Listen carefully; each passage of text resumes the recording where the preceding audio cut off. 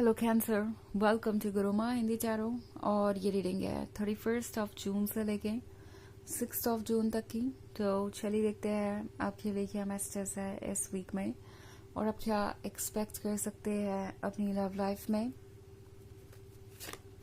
Messages for cancer.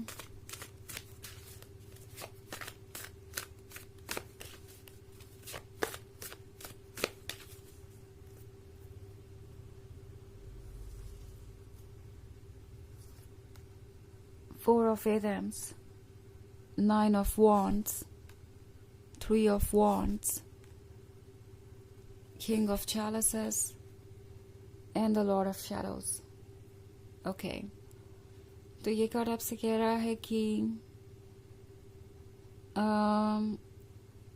आपको शायद थोड़ा सोच समझ के आगे बढ़ना चाहिए, क्योंकि मैं यहाँ 3 ऑफ वॉन्ड्स देख रही हूँ। सो प्रोबेबली आप एक डायलेमा वाली सिचुएशन में है।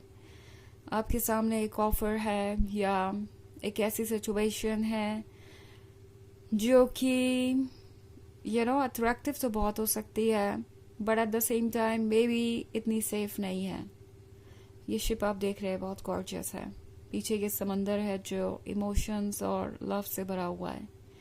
ये जर्नी एडवेंचरस हो सकती है, but at the same time ये जर्नी कितनी सेफ है इसका अंदाज़ा अभी आपको नहीं है। इसलिए चारों आपसे कह रहा है कि शायद आपको कुछ और वेट करना चाहिए। किंग ऑफ चैलिसेस से आप डील कर रहे हैं किसी ऐसे पर्सन से जो कि शायद कमिटेड है या मे बी मैरिड भी हो सकता है।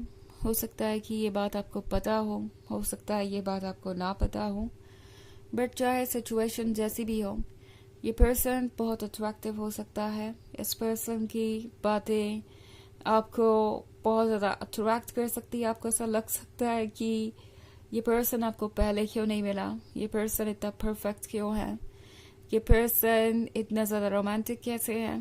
सो ये पर्सन काफ़ी क्रिएटिव हो सकता है अपनी फीलिंग्स को लेके। मे बी ये बहुत अच्छे पोएम्स लिख लेते हैं या पेंटिंग कर लेते हैं, या इनका तारीफ करने का तरीका ही बिल्कुल अलग है। मतलब जो भी करते हैं उसमें बहुत क्रिएटिव है, थॉटफुल है। इनके गिफ्ट वगैरह हो सकते हैं बहुत थॉटफुल हो। ये पर्सन बहुत अच्छा फ्लर्ट हो सकता है।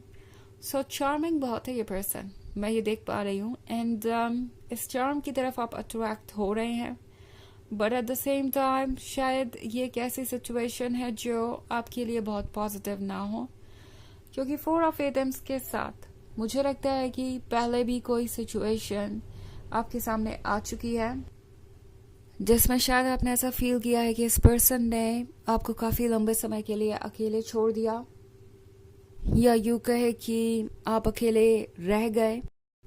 हो सकता है इस पर्सन ने आपको काफ़ी इग्नोर किया हो जब आपको उनकी बहुत ज़रूरत थी। एंड अब ये पर्सन दोबारा आपके सामने है। 9 ऑफ वॉन्ड्स का कार्ड यहाँ पे। तो हो सकता है इस पर्सन के पास कोई प्लान हो खुद को डिफेंड करने का, अपने किए हुए एक्शंस को जस्टिफाई करने का। सो मे बी कैंसर ये आपको कहने वाले हैं कि कैंसर मुझे ऐसा करना पड़ा क्योंकि सिचुएशन ऐसी थी, मुझे कुछ समझ नहीं आ रहा था, क्योंकि ऐसी मेरी लाइफ में प्रॉब्लम्स चल रही थी। सो बहुत कुछ कॉम्प्लिकेटेड हो सकता है। ये पर्सन डिफेंड करना चाहेगा खुद को ताकि आप पास्ट की चीज़ों को भूल जाएं और इस शिप को एम्बार्क करें, इस जर्नी पे इनके साथ चलें। बट देन ये आप पे है कि क्या आप इस सिचुएशन में आगे बढ़ सकते हैं, क्योंकि अभी पूरी तरीके से इन्होंने आपका ट्रस्ट जीतने लायक कोई काम किया नहीं है, क्योंकि मैं द लॉर्ड ऑफ शैडोज का कार्ड देख रही हूँ यहाँ पे। सो प्रोबेबली ये पर्सन कुछ समय के लिए आपसे दूर गया, या जब भी आपसे दूर थे इन्होंने अपने आप को चूज किया। शायद पहले भी कोई ऐसी सिचुएशन आए जब इन्हें लव को चूज करना चाहिए था या आपका साथ देना चाहिए था, बट ये पर्सन इस रोशनी की तरफ बढ़ गया। उन्हें जो लगा कि उनके लिए सही था उन्होंने वो किया, उन्होंने खुद को एक प्रायोरिटी बनाई। सो अगर किंग ऑफ चैलिसेस कमिटेड है भी किसी के साथ या किसी रिलेशनशिप में है, तो मे बी ये पर्सन सिर्फ अपने बारे में सोच रहा है, ना इस पर्सन के लिए कोई और इम्पोर्टेंट है, और ना ये रिलेशनशिप इस पर्सन को अभी तक बदल पाया है। ये पर्सन अभी अपने लेसन्स नहीं सीखा है। ऑल्सो किंग ऑफ चैलेंजेस हमेशा ही किसी थर्ड पार्टी वाली रोमांटिक थर्ड पार्टी वाली सिचुएशन के बारे में नहीं है।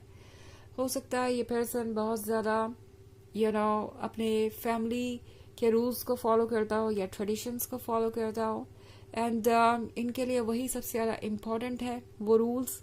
सो ये पर्सन हो सकता है फिर से कोई एक्सक्यूजेस आपके सामने रखे। ये पर्सन फिलहाल सोच रहा है कि आपके क्लोज आना आसान होगा, आपने उन्हें मिस किया है, और ये पर्सन ये फील कर रहा है कि वो आपको मैनिपुलेट कर सकते हैं। प्रोबेबली कोई ऐसा रीज़न दे सकते हैं जिससे आप उन्हें एक और बार ट्रस्ट करें, आप उन्हें दोबारा मौका दें। इस पर्सन को लगता है आपका दिल बड़ा है और आप उन्हें एक और मौका देंगे, पुरानी बातों को आप लेट गो कर देंगे। सो टैरो आपसे कह रहा है कि वेट, अभी भी शायद आप पूरी तरीके से ट्रुथ को नहीं जानते। इस अंधेरे में आपने काफ़ी समय बिताया है, एंड इस अंधेरे ने आपको बहुत कुछ सिखाया भी है। ये छाँव हमेशा बुरी नहीं होती, और ये छाँव, ये डार्कनेस आपको इसलिए मिली थी कि आप थोड़ा रिलैक्स कर सके, रुक सके, ठहर सके और सोच सके कि आपको आगे और क्या चाहिए। बिकॉज ये जर्नी इतनी आसान भी नहीं है जितनी की लग रही है।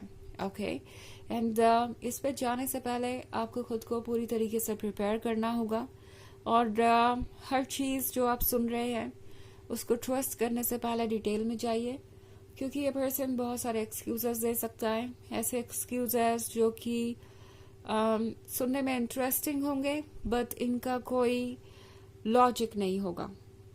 ओके, सो वैसे ये एक जनरल रीडिंग है तो ये सबसे रेजोनेट नहीं करेगी। एनर्जी रिवर्स हो सकती है अगर आप क्रॉस वॉचर हैं। इसके अलावा अगर आप पिछले वीक की रीडिंग देखना चाहें तो उसका लिंक आपको डिस्क्रिप्शन बॉक्स में मिल जाएगा हमेशा की तरह। चलिए आगे बढ़ते हैं और देखते हैं और क्या मैसेजेस है आपके लिए।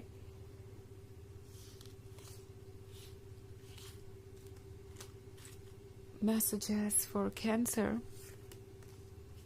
The standing stone, 4 of chalices, the sun, and the wheel of the year. Okay. So हमारे पास है द सन। सन के साथ हैप्पीनेस नज़र आ रही है, सन के साथ खुशियाँ नज़र आ रही हैं, क्योंकि 4 of chalices का कार्ड भी है यहाँ पे।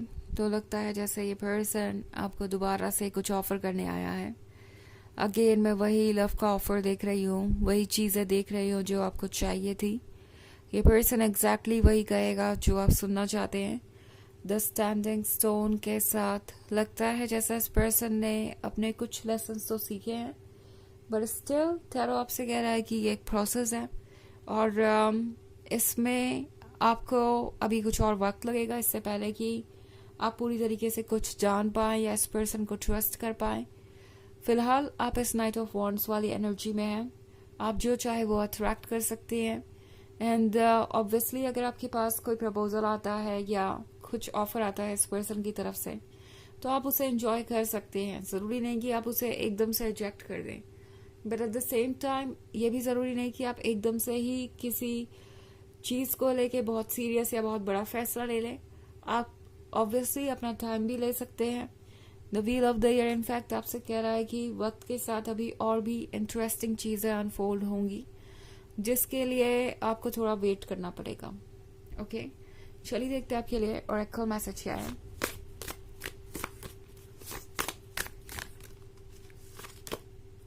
फॉरेस्ट बार्डिंग। सो ये कार्ड आपसे कह रहा है कि नेचर से कनेक्ट होना अच्छा है। ये सिर्फ बाहर के नेचर के बारे में नहीं है, ये आपके अंदर के नेचर के बारे में भी है।